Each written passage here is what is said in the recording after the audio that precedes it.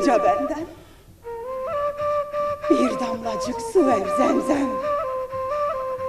Dağlarıma götür oğul.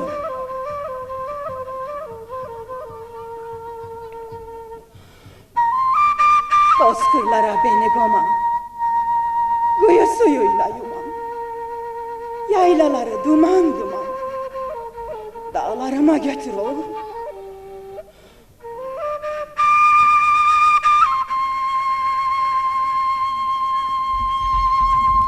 Boyun bükmem kuzularım, sızım sızım sızılarım. Beni bekler toroslarım, dağlarıma götür oğul.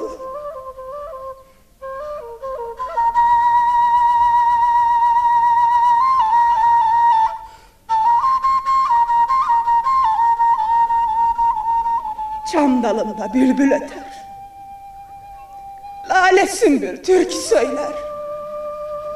Bu hasretlik gayrı yeter, dağlarıma götür oğul.